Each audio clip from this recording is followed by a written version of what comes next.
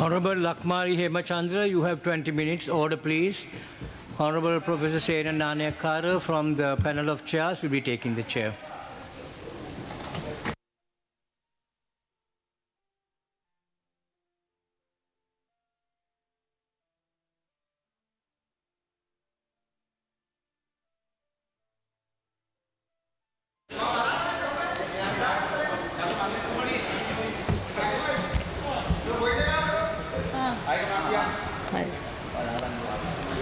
ඔව් කවුද කතා කරන්නේ ඔව් සභාපතිතුමනි Lakmali Hemachandra point of order එක ඉල්ලා සිටිනවා ගරු මන්ත්‍රීතුමා. මොකද්ද ඇයි ඔබතුමා නාමල් රාජපක්ෂ ගරු මන්ත්‍රීතුමා මේ ගරු සභාවත් රටත් නොමග යන ප්‍රකාශයක් කළා. නෑ මන්ත්‍රීතුමා නෑ ගරු මන්ත්‍රීතුමා එකක් තමයි රජයේ බදු මුදල් නෑ ඔබතුමා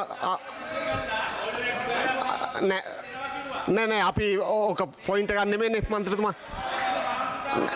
නෑ කරුණාකරලා වාඩියෙන් අපි වාඩියෙන් හරි වාඩියෙන් ලක්මාලි හේමචන්ද්‍ර මන්ත්‍රීතුමිය ඔබතුමිය කතා කරන්නේ. සභාපතිතුමනි මට අද අයවැය විවාදයේ මෙම කතාව සිදු කිරීමට අවස්ථාව ලබා දීම සම්බන්ධයෙන් ස්තුතිවන්ත වෙනවා. මම හිතනවා අද අපි මේ අයවැය විවාදයේ මේ කතාව කරද්දී ඇත්තටම අපි මේ පුළුල් වශයෙන් කතා කරන්නට ඕන. අපි අයවැය සම්බන්ධයෙන් මේ අපේ දෙවෙනි අයවැය.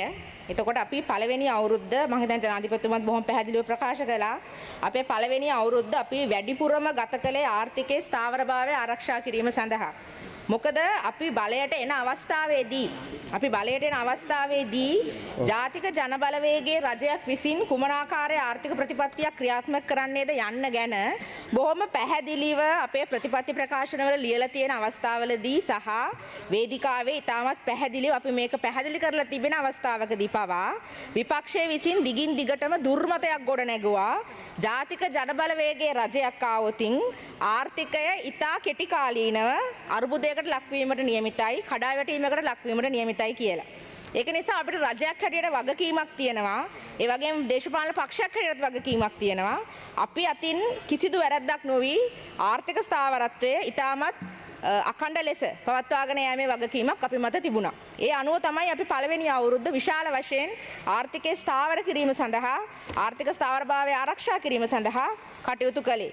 ඒ අනුව තමයි සභාපතිතුමනි අපි අයවැය කතාවේ ඊටම පැහැදිලිව පෙන්වලා දීලා තියෙනවා. පළවෙනි අවුරුද්දේ අපේ භාණ්ඩ අපනයනය ඇමරිකන් ඩොලර් බිලියන අපගේ භාණ්ඩ අපනයන ඇමරිකන් ඩොලර් බිලියන 8.5 සිට ඇමරිකන් ඩොලර් බිලියන 9.1 දක්වා වැඩි වෙලා තියෙනවා. සේවක ප්‍රේෂණ ඇමරිකන් ඩොලර් බිලියන 4.8 සිට ඇමරිකානු ඩොලර් බිලියන 5.8 දක්වා වැඩි වෙලා තියෙනවා. සංචාරක ඉපැයීම් ඩොලර් බිලියන 2.3 සිට ඩොලර් බිලියන 2.5 දක්වා වැඩි වෙලා තියෙනවා. ඒ වගේම අපේ ප්‍රාථමික ශේෂය රුපියල් ට්‍රිලියන 0.8 සිට රුපියල් ට්‍රිලියන 1.5ක් දක්වා වැඩි වෙලා තියෙනවා. සමස්ත කොටස් වෙළඳපොළ ඉතාම ඉහළ අගයක මේ වෙනකොට පවතිනවා. රුපියල් කොටස් ඒකක 23000කට පමණ ඉහළ ගිහින් තියෙනවා. ඒ වගේම තමයි අපේ විදේශ විනිමය සැලකිය යුතු ලෙස ස්ථාවරක අගයක මේ වෙලාවේ තියෙනවා. යම් අභියෝගයේ සම්බන්ධයෙන් තියෙනවා. නමුත් අපි ඒක බොහොම ස්ථාවරව පවත්වා ගැනීමේ කටයුත්තක් කරලා තියෙනවා. විශේෂයෙන්ම කතා කරන්නට ඕන සභාපතිතුමනි මේ අවස්ථාවේදී අපි රටක් හැටියට ආඩම්බර වෙන්න ඕන දෙයක් මං හිතන්නේ මුළු රටක් හැටියට අපි ආණ්ඩුවක් හැටියට ආඩම්බර වෙනවා. අපි පළවෙනි අවුරුද්දේදී අපේ මූල්‍ය විනය සම්බන්ධයෙන් කටයුතු කළ ආකාරය. මම හිතන්නේ අපි මේ අයවැය තුල ඒ කියන්නේ අපි මේ අයවැය සාකච්ඡාව තුළ අපිට හැමතිස්සෙම එන ප්‍රධානම චෝදනාවක් තමයි මම හිතන්නේ විපක්ෂයේ කතා සියල්ලම වගේ සාරාංශගත කරලා ගත්තොතින් ඒවයි සාරය ගත්තොතින් මේවයි තියෙන්නේ මේ කිසිම දෙයක් ගැන නොසතුටක් නෙවෙයි. මේ සිද්ධ වෙලා තියෙන දේවල් ඒ කියන්නේ අපේ රටේ අපනයන ආදායම ඉහළ ගිහිල්ලා තියෙනවා, සංචාරක ආදායම ඉහළ ගිහිල්ලා තියෙනවා, බදු ආදායම් ඉහළ ගිහිල්ලා තියෙනවා, වියදම් කළමනාකරණය ඉතාමත් හොඳින් සිද්ධ වෙලා තියෙනවා, අපේ ප්‍රාථමික අයවැය ශේෂය ඉහළ ගිහිල්ලා තියෙනවා. මේ වගේ සමස්තයක් ලෙස ගත්තම ආයවැය තුල නැත්නම් පසුගිය අවුරුද්දේ රජයේ පර්ෆෝමන්ස් එක බැලුවහම අපි කරලා තියෙන දේ දිහා බැලුවහම ඒක සම්බන්ධව කියන්න දෙයක් නැහැ. නමුත් සභාපතිතුමනි ඔවුන්ගේ පොදුවේ එන විවේචනයක් තමයි විවේචනයකට වඩා මම හිතන්නේ මේක ඒගොල්ලන්ගේ පැත්තෙන් එන හිත්‍රිදීමක් හින්දා එන කතාවක් හැටියට තමයි පේන්නේ. ඒගොල්ලෝ කියනවා මේ අපි කරපු දේවල් තමයි එහෙම නැත්නම් අපි කරන්න හිටපු දේවල් තමයි රජය මේ අවස්ථාවේදී කරගෙන යන්නේ කියලා. මම හිතන්නේ ඒක බොහොම මේ පැහැදිලිව හැම කතිකයෙක්ගේම වගේ ප්‍රකාශ වෙනවා. මට මතක හැටියට කබීර් හෂීම් මන්ත්‍රීතුමා මීට දවස් කිහිපයකට පෙර ඔහුගේ කතාවේ කියනවා මාක්ස් ලෙනින් ගැන කතා කරලා අපි වෙන වැඩක් කරනවා කියලා. ඒ වගේ මේ එවැනිම අදහසක් හර්ෂ ද සිල්වා මන්ත්‍රීතුමාගේරුත් මතුවෙනවා. සමගි ජන බලවේගයේ ඔක්කොම වගේ മന്ത്രിවරුන්ගේ මේ අදහස මතුවෙනවා. දැන් අද නාමල් රාජපක්ෂ මන්ත්‍රීතුමාත් ඒගොල්ලෝ කරන්න හිටපු දේවල් අපි කරා කියන අදහස කියාගෙන යනවා. මම හිතන්නේ මෙන්න මේ කාරණේ අපි මම පොඩි වෙලාවක් අරගෙන පැහැදිලි කරගන්නම්. මෙන්න මේ කාරණේ අපි තේරුම් ගන්න ඕන මේ මොකද්ද මේ තියෙන හිත්‍රිදීම කියන එක. මේගොල්ලන්ට තියෙන මේක මම හිතන්නේ මේක ඉන්ෆීරියොරිටි කොම්ප්ලෙක්ස් එකක්. මේක එක්තරා ආකාරයක හීනමානයක්. Tamanට කරගන්න බැරි වෙච්ච දෙයක් වෙන කවුරු හරි කරද්දි අපිත් මේක කරන්නයි හිටියේ. අපි 2010 දී මේක ප්ලෑන් කළා. අපි 2015 දී මේක ප්ලෑන් කළා. අපිට කරගන්න බැරි වුණා. දැන් ඕගොල්ලෝ කරනවා වගේ චෝදනාවක් තමයි දැන් මේ අපිට ගේන්නේ. ඒ ගේන ගමන් පෙන්වන්න හදනවා. අපි අපේ දේශපාලන ව්‍යාපාරයක් ලෙස එහෙම නැත්නම් අපි දේශපාලන පක්ෂයක් ලෙස අපි කියපු දේ නෙවෙයි කරන්නේ කියලා. මම හිතන්නේ මෙන්න මේක තේරුම් ගන්නට ඕන. මේක බොහොම නෑ. දැන් මාක්ස් ලෙනින් මේ මාක්ස් වයි ලෙනින්වයි කබීර් හෂීම් මහත්මයා සඳහන් කරපු හින්දා මම හිතන්නේ අපි තේරුම් ගන්න ඕනේ අපේ ඉතිහාසයේ. ඒ කියන්නේ අපි මාක්ස්වාදී ලෙස ඉතිහාසයේ තේරුම් ගත්තොතින් මාක්ස්වාදී ලෙස ඉතිහාසයේ තේරුම් ගත්තම මේ මාක්ස්වාදය කියලා කියන්නේ සමාජ සංවර්ධනය පිළිබඳ දේශපාලන න්‍යායක්. මේ දේශපාලන න්‍යාය අනුව සමාජයක් එක තැනක ඉඳන් තව තැනකට ගමන් කිරීමේ එක් අවධි තියෙනවා. එක් අවධි තියෙනවා. වැඩවසම් අවධියක් තියෙනවා. ධනේශ්වර අවධි තියෙනවා. ඉන්පසු වෙන සමාජවාදය කියලා අවධියක් මාක්ස් නම් කරනවා. මේ එක් අවධිය පසු කරමින් තමයි අපි යන්නට ඕන. ධනේශ්වර ආර්ථිකය කියන එක එහෙම නැත්නම් ධනවාදය කියන එක මාක්ස්වාදයේ සම්පූර්ණ ලෙස නෙගටිව් හැටියට පිළිගන්න දෙයක් නෙවෙයි. මාක්ස්වාදය තුල ධනේශ්වර ආර්ථිකය පෙන්වන්නේ සමාජවාදයේ සඳහා ගමන් කිරීමේදී අවශ්‍ය එක පියවරක් හැටියටයි. ධනේශ්වර පන්තියට තමයි වගකීම තියෙන්නේ ධනේශ්වර ආර්ථිකය සංවර්ධනය කිරීමේ. එතකොට මේ ධනේශ්වර පන්තියේ පක්ෂ කියලා Tamanම පිළි අරගෙන එහෙමනේ පෙනී සිටින්නේ. මේ පැමිණිල්ල තුල තියෙන කතාව ඒකයි. අපි කරපු වැඩේ අපි කරන්න ඕන වැඩේ ඕගොල්ලෝ කරනවා කියන කිව්වම මේ අපේ වැඩේ ඕගොල්ලන්ගේ වැඩේ කියලා කඩාගෙන තියෙන්නේ. ඒගොල්ලන්ගේ වැඩේ ධනේශ්වර සංවර්ධනය, අපේ වැඩේ වෙන එකක් කියන එක. අපි ඒක මොහොතකට පිළිගමු. එතකොට අපි බලන්නට ඕන මොකද්ද මේ ඇයි එහෙනම් මේ ධනේශ්වර සංවර්ධනය ලංකාවේ වෙලා නැත්තේ? අවුරුදු 1948 අපි නිදහස ලැබුවාට පස්සේ අවුරුදු 76ක් ගමන් කරලා 2022 අපිට අවසානයේ උරුමුනේ මොකද්ද මේ දේශපාලන පක්ෂ අවුරුදු ගණනාවක් රට පාලනය කළා. එකම දේශපාලන පක්ෂ දෙකක්. අද වෙනස් මුහුණුවරකින් ඉන්නවා. සමගි ජන බලවේගය කියලා එක්සත් ජාතික පක්ෂයෙන් ආපු එකක් තියෙනවා. පොදු ජන පෙරමුණ කියලා නිදහස් ජාතික ශ්‍රී ලංකා නිදහස් පක්ෂයෙන් ආපු එකක් තියෙනවා. නමුත් මේ එකම දේශපාලන සම්ප්‍රදායක්. එතකොට ඔවුන් දීර්ඝ කාලයක් රට පාලනය කරලා රට බංකොලොත් භාවයට ගෙනිච්චේ සාර්ථකත්වයට පියවරු 100ක් මේ පාර්ලිමේන්තුවේ ඉන්නවා. අපි මූල්‍ය විනය හදාගත්තා කියලා කිව්වහම ආදායම් වැඩි කරගත්තා කියලා කිව්වහම භාණ්ඩාගාරයේ ට්‍රිලියනයක් තියනවා කියලා කිව්වහම ඒක ගැන තමන්ගේ කෑල්ල කියවන්න ඒකේ මොකද්ද කරන්න ඕනේ කියලා කියන්න ඕනතරම් පාර්ලිමේන්තුවේ മന്ത്രിවරු ඉන්නවා. නමුත් කවුද අසාර්ථකත්වයේ පියතුමා? අපේ රට 2022 බංකොලොත් භාවයට පත් වුණේ කාගේ වැරද්දෙන්ද? ඒතකොට අපි බලන්න මෙන්න මේ සංවර්ධනයේ අවශ්‍ය පියවරක් අපිට තියාගන්නට බැරි වුණා. අපි පුනරුදය කියලා කතා කළේ අපිට අහිමි වෙච්ච අවස්ථාව. අපිට අහිමි වෙච්ච අවස්ථාවේ සංවර්ධනයේ කොටසක් තියෙනවා. ඒක ධනේශ්වර පන්තියේ කියා ගන්නා පක්ෂ වලට කරන්න බැරි නම් සාමාන්‍ය ජනතාවගෙන් ඇවිල්ලා ඉන්න අපි වගේ පන්ති අපේ ව්‍යාපාරයට මේක කිරීමට සිද්ධ වෙනවා. ඒක අවශ්‍ය පියවරක්. ඒක අවශ්‍ය පියවරක්. ඒක මේ මම හිතන්නේ කබීර් හෂීම් මන්ත්‍රීතුමා හර්ෂ ද සිල්වා මන්ත්‍රීතුමා ඉස්සෙල්ලා මාක්ස්වාදී කියවලෙන්න ඕන. ලෙනින්වාදී කියවලෙන්න ඕන. ඒ රටවලත් එහෙම තමයි වෙලා තියෙන්නේ. ඒ රටවල එහෙම තමයි වෙලා තියෙන්නේ. අදටත් කොමියුනිස්ට් පක්ෂ පාලනය කරලා තියෙන චීනය කියන්නේ තමන් ධනවාදී රටක් කියලා. චීනය කියන්නේ තමයි සමාජවාදී රටක් කියලා. හරි චීනයේ තියෙන පාලන ක්‍රමය මොකද්ද කියලා බලන්න ඕන. ඉතින් ඒක මම හිතන්නේ මෙන්න මේ වගේ මේ කිසිම තේරුමක් නැති තේරුමක් නැති තැනකට මේ විවාදය අරගෙන එනවා ලේබල් කරණය හරහා. කුමන දේශපාලන පක්ෂයේ කුමන ආකාරයේ වැඩ කටයුත්තක්ද කරන්න කියන එක තීරණය වෙන්නේ අපි දේශපාලන පක්ෂයක් හැටියට ඉන්න තැන අද ලංකාවේ සංවර්ධනයේ තත්ත්වය සහ අපි මේ වෙලාවේ කරන්න ඕනේ මොකද්ද කියන එක මතයි. අපි මේ වෙලාවේ කරන්න ඕන දේ අනිවාර්යෙන් කරන්නට ඕන. හරි ඒකින්ද මේගොල්ලෝ මොන කතන්දර කිව්වත් 2010 ඒගොල්ලෝ කරන්න හිටියා 2015 ඒගොල්ලෝ කරන්න හිටියා ඇත්තටම මේ ඩිජිටල් ID එක ගැන කතන්දරේ. ඩිජිටල් ID එක 2015 යෝජනා කරලා තියෙනවා. ඊට පස්සෙත් යෝජනා කරලා තියෙනවා. හැබැයි කරලා නැහැ. මේක තමයි ප්‍රශ්නේ. මේක තමයි ප්‍රශ්නේ. ඩිජිටල්කරණය කියන එක වැදගත් පියවරක්. නිෂ්පාදන බලවේග වර්ධනය කිරීමේ වැදගත් පියවරක්. නමුත් අපි ඒක කරලා නැහැ. ඉතින් නොකර තිබීමේ ප්‍රශ්න තමයි අපිට තියෙන්නේ. ඕගොල්ලෝ කරන්න ඕන වැඩේ ඕගොල්ලෝ කරලා තිබ්බනම් අපි මේක කරන්න ඕනේ නැහැ තමයි. ඒක ඇත්ත. නමුත් ඕගොල්ලෝ කරන්න ඕන වැඩේ ඕගොල්ලෝ කරලා නැහැ. එතකොට ඒකත් අපිට කරන්නට සිද්ධ වෙනවා. අපි ඒකත් කරනවා. මොකද මේ රට ගොඩනැගීමේ වගකීම තියෙන්නේ අපිටයි. මේ නගරට ගොඩනැගීමේ හැකියාව තියෙන්නේ අපිටයි. අපි ඒක මේ අවුරුද්ද තුල ඔප්පු කරලා තියෙනවා. මම නැවතත් අර මූල්‍ය විනය කියන කාරණයට එන්නම්. ලංකාවේ භාණ්ඩාගාරය කියන්නේ හැම අවුරුද්දෙම එද්දී නෙදා මුදල් හොයාගනිමින් ජීවත් මේ කටයුතු කරපු තැනක්. කිසිම ආකාරයකින් මූල්‍ය ස්ථාවරභාවයක් මූල්‍ය විනයක් ප්‍රැක්ටිස් කරපු තැනක් නෙවෙයි ලංකාවේ භාණ්ඩාගාරය. ඒක හින්දා තමයි අපි ණය ගැනීම වැඩි වෙන්නේ, අපේ පොලි ගෙවීම් වැඩි වෙන්නේ. මේ සියල්ල සිද්ධ වෙන්නේ භාණ්ඩාගාරයේ තියෙන මේ අසංවිධිතභාවය නිසායි. නමුත් අපේ පාලන කාලය තුල පළවෙනි අවුරුද්ද තුල අපිට පුළුවන් වෙලා තියෙනවා රුපියල් ට්‍රිලියන් 1.2කට ආසන්න භාණ්ඩාගාරයේ සංචිතයක් හදාගන්නට, බෆර් එකක් හදාගන්නට. එතකොට මේ බෆර් එකේ දැන් ඉඳගෙන අහනවා අල වලට දෙන්න බැරියයි, ලුණු වලට දෙන්න බැරියයි, මේ රුපියල් ට්‍රිලියන් 1.3න් මොකක්ද ට්‍රිලියන් 1 සංචිතයෙන් මොකක්ද කරන්න කියලා മന്ത്രിවරු අහනවා. ඇත්තටම මේකෙන් මොකක්ද සිද්ධ වෙන්නේ? මේක හරහා සිද්ධ වෙන්නේ අපි මේක හදාගත්තේ කොහොමද? හොඳින් ආදායම් එකතු කිරීමෙන්. අපේ ආදායම එකතු කිරීම අපි හොඳින් කරලා තියෙනවා. අපි වියදම් කළමනාකරණ ඉතාමත් හොඳින් කරලා තියෙනවා. ඒක නිසා තමයි අපිට රුපියල් ට්‍රිලියන් 1 සංචිතයක් අද වෙනකොට භාණ්ඩාගාරයේ තියෙන්නේ. එතකොට මේක හරහා අපිට කරන්න පුළුවන් දේ මොකද්ද? මේක ඉතාම වැදගත් සභාපතිතුමනි.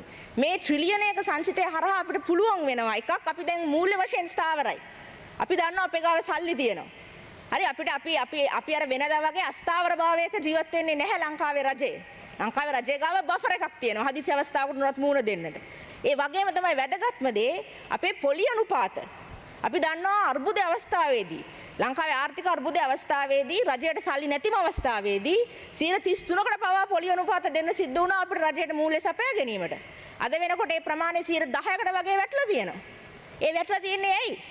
මොකද ණය දෙන අය දන්නවා රජයට ණය දෙන පිරිසුත් දන්නවා රජයේ ගාව සංචිතයක් තියෙනවා ඕනට වඩා පොලි අනුපාත කෝට් කරන්නට බෑ කියන එක.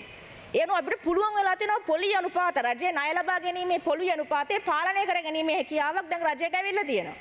ඒක හරහා ලබන අවුරුද්දේ අපි දැන් මේ අවුරුද්දේ අපි ණය ගත්තට වඩා ලබන අවුරුද්දේදී ණය ගැනීමේදී අපිට වාසියක් එනවා. මොකද අපි අපේ මිඩ් ටර්ම් ඩෙට් ස්ට්‍රැටජි එක බැලුවොත් අපේ 2026 අවුරුද්ද සඳහා භාණ්ඩාගාරය විසින් ඉදිරිපත් කරලා තියෙනවා ණය උපාය මාර්ගය. එතකොට මේ උපාය මාර්ගය බැලුවම අපිට බොහොම පැහැදිලිව පේනවා අපි ලබන අවුරුද්දේ 90%ක්ම දේශීය ණය මත තමයි අපේ ණය මූල්‍ය සපයා ගැනීම කරන්නට බලාපොරොත්තු වෙන්නේ. ඒතොර ඒකින්ද මේ භාණ්ඩාගාරයේ තියෙන මේ සංචිතය පාවිච්චි කරලා පොලි අනුපාතය පහළ මට්ටමක තබාගෙන යෑම අපේ රටේ මූල්‍ය විනය තවදුරටත් ආරක්ෂා කිරීමට ඉතාම වැදගත්. එහෙම නැත්නම් පොලි වියදම ලංකාවේ වැඩිම වියදම තියෙන්නේ පොලි වියදම. මේ පොලි වියදම අනිවාර්යෙන් වැඩි වෙනවා අපිට එහෙම කරන්න බැරි වුණොත්. ඒකින්ද අපිට පුළුවන් වෙලා තියෙනවා මෙච්චර කාල අපි කලේ පොලි වියදම වැඩි වෙමින් යන්නේ. විදේශයන්ට දේශීයව ණය හිමියන්ට දෙන පොලි වියදම වැඩි වෙමින් යමින් තිබූ චක්‍රය අපි නවත්තලා ඒ වෙනුවට අපි පටන් අරගෙන තියෙනවා පොලි වියදම අඩු කර ගැනීමේ චක්‍රයක්. මේ චක්‍රය අපි රිවර්ස් කරන්න පටන් අරගෙන තියෙනවා. ඒක කරන්න පුළුවන් වෙලා තියෙන්නේ අපේ මූල්‍ය විනය හින්දායි. අපි ඒක මතක් කරගන්නට ඕනේ. මූල්‍ය විනය හින්දාමයි ඒක කරන්න පුළුවන් වෙලා තියෙන්නේ.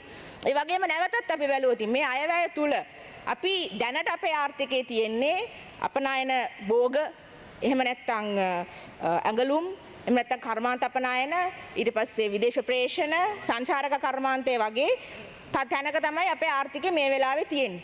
සංකීර්ණ ආර්ථිකයක් නෙවෙයි සභාපතිතුමනි.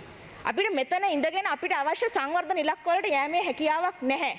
ඒක අපි දන්නවා. අපි මේ ආර්ථිකය කළමනාකරණය කරනවා. අපි රජයට ආනකොට අපි බලයට එනකොට තිබිච්ච ආර්ථිකය අපි කළමනාකරණය කිරීමට අවශ්‍යයි. ඒක අපේ වගකීම. ඒ වගේ මේ ආර්ථිකය එතනින් ඔසවා දැමීමටත් අපිට වගකීමක් තියෙනවා. අපේ සංවර්ධන ඉලක්ක වලට අපි යන්න ඕන. ජාත්‍යන්තර මූල්‍ය අරමුදල විසින් 2026 වර්ෂය සඳහා අපිට පුරෝගතනය කරලා තියෙන්නේ 3.1ක ආර්ථික වර්ධන වේගයක්. 2024ට පෙර සිටපු රනිල් වික්‍රමසිංහ මහතාගේ රජය විසින් ආර්ථික පරිවර්තන පනත යටතේ පුරෝගතනය කළ තිබුණේ 5%ක ආර්ථික වර්ධන වේගයක්. අපි මධ්‍යකාලීනව 7%ක ආර්ථික වර්ධන වේගයක් අවශ්‍යයි කියන එක අපි පිළිගන්නවා. අපි ඒක ප්‍රතිපත්තියක් හැටියට ඉදිරිපත් කරලා තියෙනවා. ඒතර මේක තමයි වෙනස. අයවැය කියවන්න පුරුදු වෙන්න ඕන විපක්ෂය. කවදාකවත් නැති growth target එකක් දැක්කම පොඩ්ඩක් හිතන්න පුරුදු වෙන්න ඕනේ මේ මොකද්ද මේ කියලා. හරි IMF එකෙන් දීලා තියෙන growth target එකට නම් අපි යන්නේ. රනිල් වික්‍රමසිංහ හදපු growth target එකට නම් අපි යන්නේ. 107ක් ගැන අපි අයවැය කතා කරන්න අවශ්‍යතාවයක් නැහැ. 107ක් තමයි අපේ ටාගට් එක. අඩුම ගානේ 107ක් අපිට අයවැය අපි හිතනවා මධ්‍ය කාලීනව අපිට මේ අගේ එන්නට අවශ්‍යයි කියලා. ඒ සඳහා තමයි අපි උපාය මාර්ග ඉදිරිපත් කරලා තියෙන්නේ. එතකොට ඒ උපාය මාර්ගය තුල තමයි ණය තිරසරකරණය කිරීම, ඩිජිටල්කරණය කිරීම, ඊට පස්සේ අපනයන ආර්ථිකයේ ගොඩනැගීම, ග්‍රාමීය සංවර්ධනය, එතකොට සියලු දෙනාවේ ග්‍රාමීය දියුණු බව තුරන් කිරීම, නිෂ්පාදන ආර්ථිකයේ ශක්තිමත් කිරීම, මෙන්න මේ කියන කාරණේ අපේ උපාය මාර්ගයේ එන්නේ මේ 107 ටාගට් එකට යන්නයි.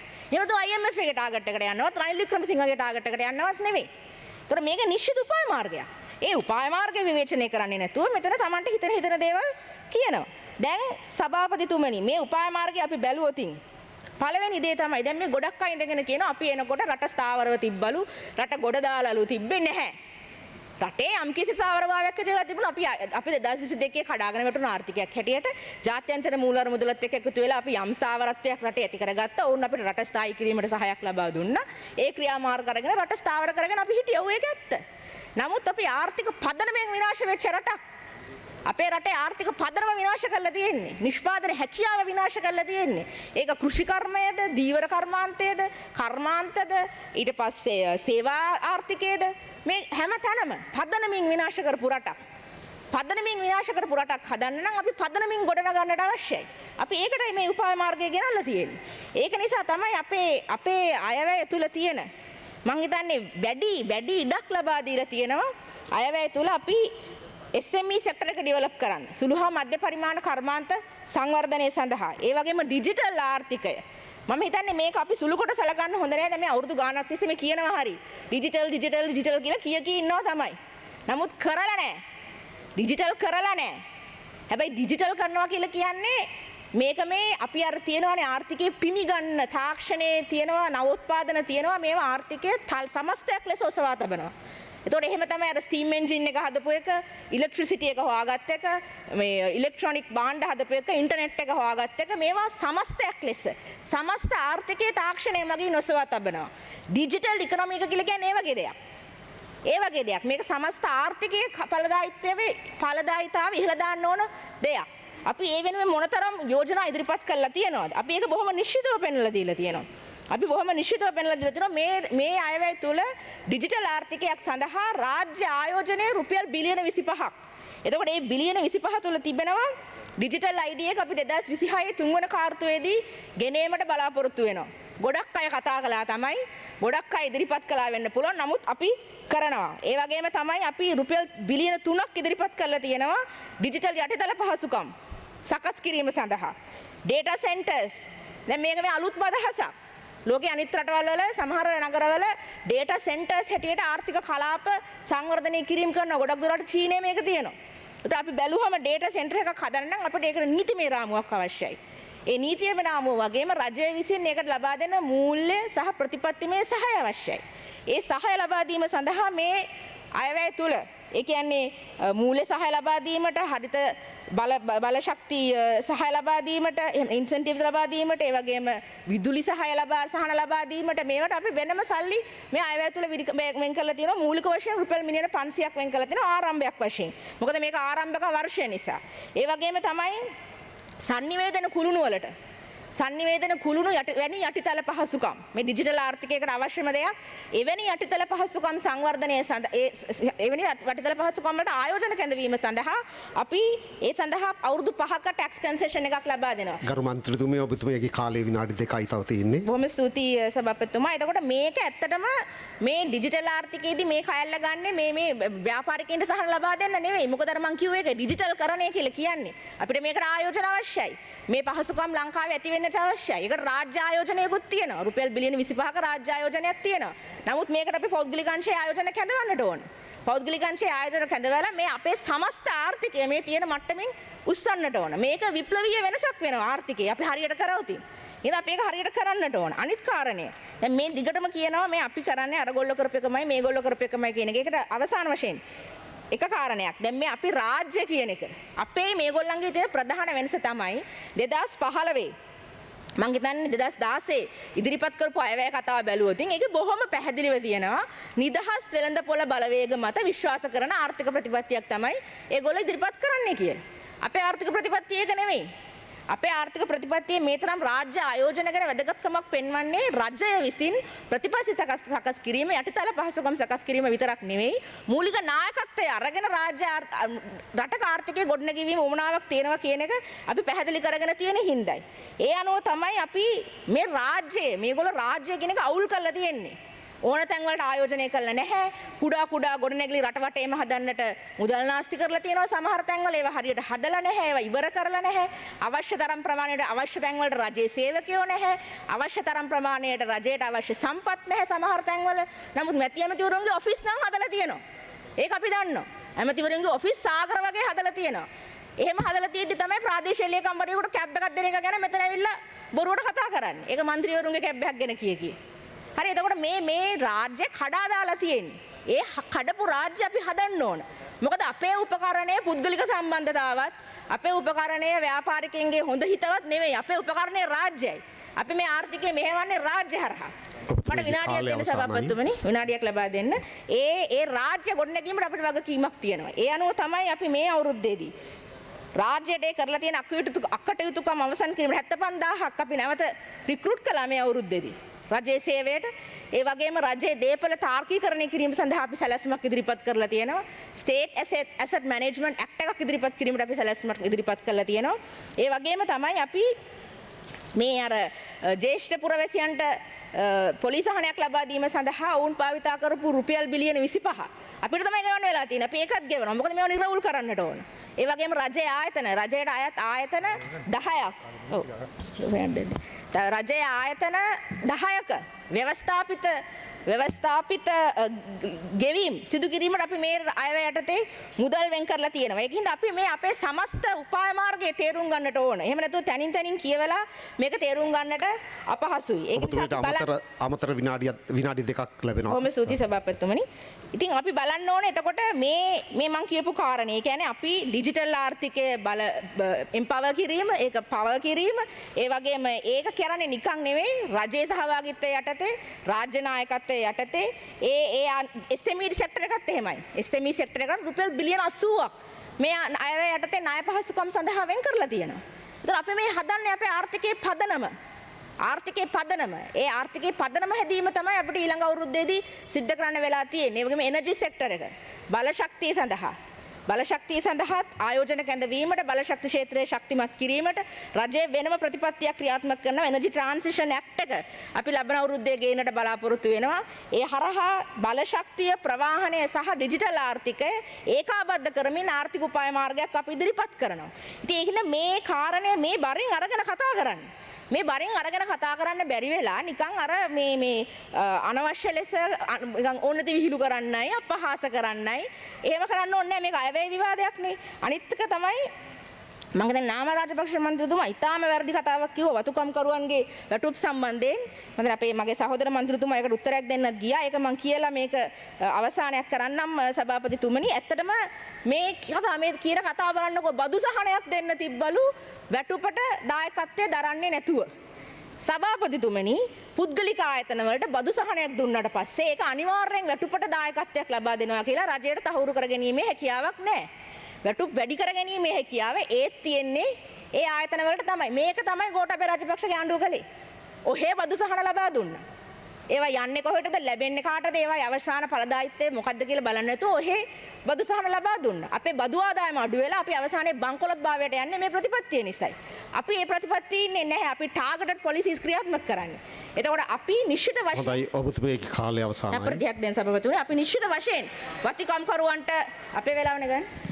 අපි නිශ්චිත වශයෙන් වතුකම්කරුවන්ට රුපියල් 200ක ආධාරය ලැබයි. ඒක ටාගටඩ්. ඒක අනිවාර්යෙන් යන්නේ කම්කරුවාට. ඒක වෙන කාටවත් යන්නේ නැහැ. ඒක කම්කරුවා නිශ්චිත කරගෙන ලබා දෙන සබ්සිඩි එකක්. ඒක බදු සහනයක් වගේ නෙවෙයි. මේ අයවැය පුරාම තියෙන සහන ටැක්ස් කන්සෙෂන් වේවා අනිකුත් සෑම සහනයක්ම ඉතාමත් නිශ්චිත කරලා කාටද ලැබෙන්නේ කියලා හොයලා බලලා දෙන සහන පමණයි. මේක අපේ සමස්ත උපාය මාර්ගයට සම්බන්ධ කරලා තමයි සභාපතිතුමනි අපි ලබා දීලා තියෙන්නේ. බොහොම ස්තුතියි මට කාලය ලබා දීම සම්බන්ධයෙන්. හොඳයි.